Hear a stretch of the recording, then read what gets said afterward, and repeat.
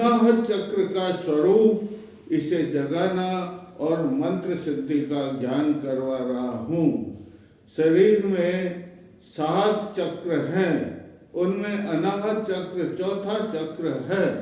इसको जो है स्वरूप हृदय के अंदर, ये हमारा हृदय है ना, इस हृदय के अंदर ये चक्र है। माँ कुंडलिनी शक्ति मूलाधार को पार करके भेदन छेदन और शोधन करके स्वादिष्ठान का भेदन छेदन और मणिपुर का भेदन छेदन करके ये अनाहत चक्र में पहुंच गई है। ये अनाहत चक्र हमारे हृदय में है। इस अनाहत चक्र में 6 दल होते हैं, इसे पद्म भी कहते हैं, कमल का फूल भी कहते हैं। इसमें जो है 12 दल होते हैं।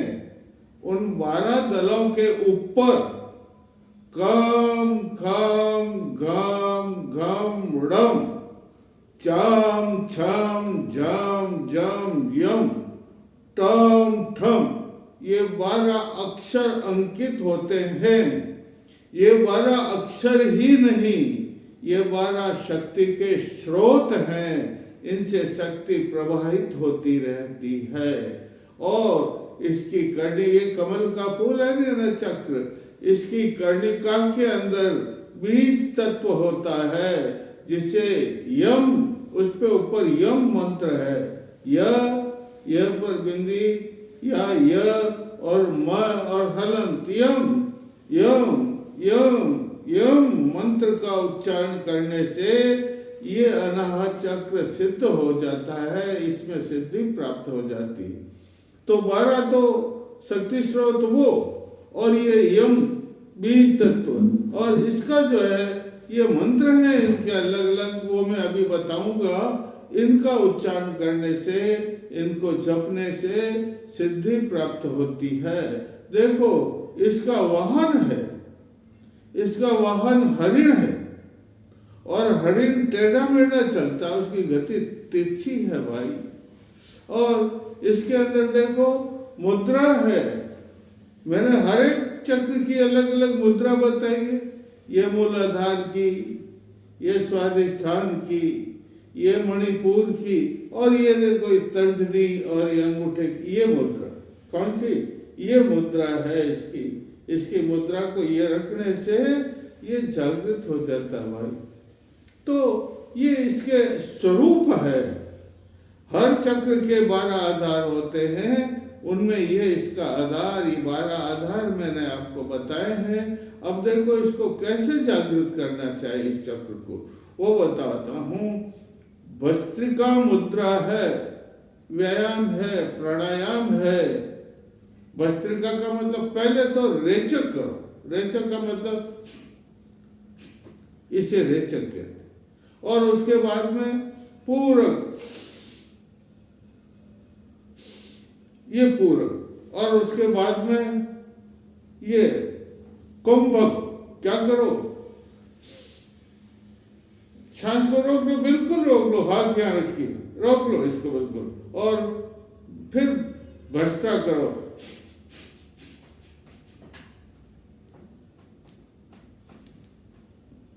ये नीचे हट जाए तो कोई बात नहीं, लेकिन आप इसे भस्त्रा करते रहिए, जिससे एकदम हाथ यहाँ से हट जाएगा, यहाँ दबाव पड़ेगा, यहाँ दबाव पड़ेगा, और चट चट की ध्वनि हो।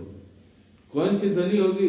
चट चट की ध्वनि होगी। तब आप समझ लीजिए हमारा यह चक्र जागृत हो, हमारा यह चक्र जागृत हो गया भैया। पहले रेचक, उसके बाद में पूरक, उसके बाद में कुंभक, और कुंभक लेकर के हाथ यहाँ, और उसके बाद में जो है भस्त्रा, धोखनी। भस्त्रा का मतलब क्या? धोखनी, हम ये धोखनी लगाइए ऐसा, और उससे जो है एकदम नीचे, दब नीचे, नीचे जाने से ये जो है एकदम ऊपर चढ़ेगा, और चट चट चट चट की ध्वनि होगी। ये जागृत करने का जो है मैंने आपको विधि बताई हुई है, क्योंकि विधि तो बतानी पड़ती है, तो ये इसकी विधि है। और अब इसके जो है मंत्र भी हैं। ये तो विधि है, एक और है, बिल्कुल सरल तरीका बता देता हूँ। सिर्फ एक बिल्कुल इसको जागृत करने का सरल तरीका, आप खड़े हो जाए, खड़े होकर के हाथ में रख दी और केवल रेचक करो। क्या करो? रेचक का मतलब हम हम हम हम, ये केवल रेचक करने से भी ये एकदम जागृत क्या हो जाता? ये जागृत हो जाता भैया। तो मैंने बताया आपको, इसको जागृत करने, क्यों जागृत तो करना ही पड़ेगा। मैंने सब विधि बता रहा हूँ, नहीं मंत्र बता रहा हूँ, व्यायाम बता रहा हूँ, प्राणायाम बता रहा हूँ, और सभी विधियां मैं बता रहा हूँ जो शास्त्रों में है, जिसका मैंने भी प्रयोग किया है और नित्य प्रयोग करता हूँ, वो मैं बता रहा हूँ। क्योंकि जो प्रयोग नहीं करता है, केवल किताबों में देख करके बताता है, उसकी सिद्धि प्राप्त नहीं होती। तो ये आपको मैं बताया है, और आप और कुछ भी नहीं करो इसको जागरूक करने के लिए, तो खड़े हो जाइए और रेचक करो, बार बार रेचक करो। रेचक रेचक रेचक का मतलब क्या होता है? श्वास को बार फेंको, श्वास अपने आप आएगा, ये अपने आप आएगा, और ये रेचक करने से भी ये जागृत हो। और तीन बता दिए, दूसरा मैंने बता दिया रेचक, पूरक, कुंभक का मतलब होता है श्वास रोकना। रेचक सांस को छोड़ दिया, फिर सांस को वापस लिया, और फिर सांस को रोक दिया, और उसके बाद में धोंकने लगाओ प्रस्ता कि जैसे धोंकने चलती नहीं लोहार के यहाँ है, कितनी तेज चलती, तब कहीं जाकर के हवा जाती है, अग्नि में रोशनी प्रज्वलित होती है। तो धोंकने लगाने से एकदम प्रज्वलित होगा, और एकदम नीचे झुक जा, हाथ भी क्या, हाथ छूट जाए परवाह नहीं करो, चट चट की ध्वनि होगी, ये जागृत हो गया। अच्छा मंत्र है, इस अनाहत चक्र को भेदन करने का मंत्र है। इसकी काकनी शक्ति, कौन सी शक्ति है? हर चक्र में शक्ति होती है, इसकी काकनी शक्ति है। जैसे इसकी मूलाधार की डाकनी शक्ति हुई, जैसे मणिपुर की लाखनी शक्ति हुई, जैसे इसकी काकनी शक्ति है श्याम वर्ण की। कैसे वर्ण की? श्याम वर्ण की शक्ति। इसके दो मुख है, हाथ में सभी आयुध है। तो इसका मंत्र हमें जपना पड़ता है भाई, क्योंकि शक्ति को तो प्रसन्न करना ही पड़ेगा। जिस चक्र में जो शक्ति है उसको प्रसन्न करना पड़ेगा, और शक्ति है, और इसके ऊपर जो है वो ईश्वर है। इस चक्र का अधिष्ठाता ईश्वर है, तो ईश्वर का भी मंत्र हमें ध्यान में करना पड़ेगा। यम वायु मंत्र, य और यम यम यम यम यम यम, ये वायु मंत्र है भाई। वायु मंत्र का मतलब जब इसका जाप आप करोगे तो आप फूल के समान, आप बिल्कुल हल्के भी। योगीश्वर करते हैं ना एकदम, आपने देखा होगा कभी कुंभ के मेले में, और जो योगीश्वर योग साधना करते हैं वो इसका जाप करते हैं तो एकदम उठ जाते। आप भी अगर जाप करो अच्छा, तो देखो आप 2 आंगुल थी, आपका शरीर एकदम हल्का हो गया, उठ जाएगा। तो इसका एक मंत्र है काकनी शक्ति का, वो काकनी, पहले तो यम, कौन सा? यम यम यम, आंखें बंद कर लीजिए, पद्मासन लगा लीजिए, और यम यम यम यम यम जप दीजिए। फिर कम खम गम गम डम चम छम झम झम यम टम ठम, इनको भी जप दीजिए। ज्ञान के स्रोत हैं, ये शक्ति के स्रोत हैं, जिसे विद्युत शक्ति कहते हैं, मानवीय विद्युत शक्ति कहते हैं, इसके स्रोत हैं। ये भी शक्ति अपने शरीर में, कौन से जैसे बाहर शरीर में शक्ति है ना, है ये बिजली है ना, उसी प्रकार हमारे शरीर में भी शक्ति है। इसका मैं पूर्ण शक्ति का कल बताऊंगा, आज मंत्र बता देता हूं। देखो, एक तो मंत्र है सोहम। ये सोहम मंत्र तो बहुत छोटा, और आप इसको सांस के साथ जपो। सांस के साथ जपने से ये मंत्र, ये चक्र जो जागृत हो जाएगा। सोहम सोहम सोहम मंत्र बोलने से अनाहत चक्र जागृत हो जाएगा। और सांस के साथ, ऐसे तो सोम सोम सोम सो 24 लाख जपना पड़ेगा लेकिन आप अगर सांस का मतलब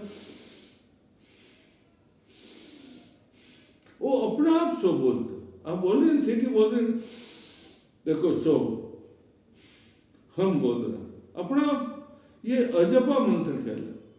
क्या कहलाता है? इसे अजपा मंत्र कहते हैं। 21,600 मंत्र। कितने? 24 घंटे में 21,600 मंत्र अपने आप। आपको ध्यान भी नहीं रहता, चलते रहते, लेकिन आपका ध्यान यहाँ रहना चाहिए, ध्यान में ये मंत्र रहना चाहिए कि सोहम मैं जप रहा हूँ। ये एक। और यम का तो मैंने बता दिया। देखो काकनी का मंत्र है, वर्णेश्वर प्रियनंदा। क्या शब्द है? वर्णेश्वर प्रियनंदा काकनी नमः स्वाहा। ये 5 ही इसमें शब्द है। एक तो वर्णेश्वर, एक प्रियनंदा, एक काकनी और एक नमः स्वाहा। वर्णेश्वर प्रियनंदा काकनी नमः स्वाहा, वर्णेश्वर प्रियनंदा काकनी नमः स्वाहा। ये जपते रहे, माँ प्रसन्न हो जाए आपके ऊपर। साधक हो आप, माँ की साधना कर रहे हो, अनाहत चक्र की साधना कर रहे हो, अनाहत चक्र की देवी काकनी प्रसन्न हो जाएगी आपके ऊपर और आपको वरदान देगी।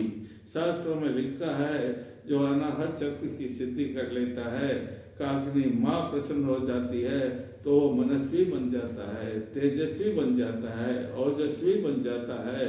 संसार में उसकी पूजा होती है, सब उसका अनुकरण करते हैं, सब उसके भक्त बन जाते हैं। ऐसा ये मंत्र है भाई। और एक मंत्र है, और ईश्वर जो है इस मंत्र के अधिष्ठाता है। ओम ईश्वराय नमः, ओम ईश्वराय नमः, ओम ईश्वराय नमः। ये इसका मंत्र। एक देखो काकनी का और थोड़ा बड़ा मंत्र है। आम रीम क्लीम क्लीम क्लीम आम ईम रीम क्लीम क्लीम ऐश्वर्य नमः। देखो क्या मंत्र है? आम ईम रीम क्लीम क्लीम ऐश्वर्य नमः। ये आपको ऐश्वर्य मिलेगा, धन संपत्ति, वैभव। आप वैभव हो जाएंगे। ये भंडार है रे। इस मंत्र के जपन से ये भंडार अनाहत चक्र में छिपा हुआ है ना ऐश्वर्य का, वो एकदम आपको साधक को वही साधना करनी पड़ेगी। साधना तो धीरे धीरे होती है, एकदम आप चाहोगे कि नहीं मैं एकदम कर दे, नहीं, आपको साधना करनी पड़ेगी। और पूर्ण श्रद्धा, कुंडली माता के ऊपर पूर्ण श्रद्धा, इस अनाहत चक्र की माता काकनी के ऊपर पूर्ण श्रद्धा, ईश्वर में पूर्ण श्रद्धा आपको रखना होगा। तब कहीं जाकर के अनाहत चक्र माँ की कृपा से जो है जागृत हो जाएगा। एक और मंत्र है वायु मंत्र, जिसे क्या कहते हैं? ओम परम पद तर्पयामि पट स्वाहा। देखो मैं बोल रहा हूं, ओम हंस परम पद तर्पयामि ओम फट स्वाहा। वायु मंत्र कहलाता। और इसकी सिद्धि का ही वायु है ना, प्राण तो यही है ना रे। ये प्राण कहाँ है? यहाँ पर प्राण होता है? प्राण है तो आप प्राणी है, और प्राण निकल गया तो आप प्राणी नहीं है? तो इसका मंत्र है ये ओम हंस। इसको हंसला भी कहते हैं, राजस्थानी भाषा में क्या कहते हैं? अगर कोई आदमी का प्राण निकल जाता है तो उसको कहते हैं हंसला निकल गया है। तो ओम हंस, ओम परपद तर्पयामि ओम फट स्वाहा, ओम हंस, ओम परमपद तर्पयामि ओम फट स्वाहा। ये मंत्र भी है भाई इसका। एक और मंत्र है, ये ऐसे आप करो, ऐसे रात को जब सो जाते हैं आप तो स्थान परिचय का, इसको ऐसे कहते हैं, इसको स्थान परिचय का मुद्रा कहते हैं। क्या कहते हैं? ये दोनों हाथ ये दोनों हाथ बगल में रख दिया, सो गए आप, और फिर जागृताया महाशक्ति, जागृताया महाशक्ति, जागृताया महाशक्ति उच्चारण करते रहे, जपते रहे नींद में। नींद आए जब तक आप इस मंत्र को जपते रहे, ऐसा इसका चमत्कार होगा कि आप मंत्र बंद कर लेंगे, नींद भी आ जाएगी, तो आपका ये जो है नाभि के ऊपर कभी कभी परीक्षा करने के लिए देखना, नाभि के अंदर भी ये मंत्र चलता रहता, यहाँ पर हृदय की धड़कन के साथ भी ये मंत्र चलता रहता है। लेकिन ये लगाओ कौन स्थान पर चाहे कैसे कहते हैं मुद्रा को, ये लगा करके जागृताया महाशक्ति, जागृताया महाशक्ति आप जपते रहिए। एक और मंत्र बता देता हूँ, अनाहत चक्र चैतन्य कुरकुर स्वाहा। क्या है? अनाहत चक्र चैतन्य, मतलब चेतना शक्ति आ जाए, शिथिल है ना। अरे जब तक शिथिल है ये चक्र, जब तक मां के चरण कमल कुंडली के इसमें नहीं पड़ते हैं, तब तक ये प्रकाशित होगा क्या? जागृत होगा नहीं। ये मंत्र बताए, मंत्रों से भी जागृत होगा, लेकिन जब तक ये शिथिल है, शक्ति के भंडार आपको प्राप्त होंगे। अरे अनाप शनाप शक्ति है किसमें? अनाहत चक्र में, जिसका माप नहीं सकते। आधुनिक वैज्ञानिक है ना, इनके पास अभी ऐसे यंत्र नहीं है कि इस अनाहत चक्र को, शक्ति को माप सके है।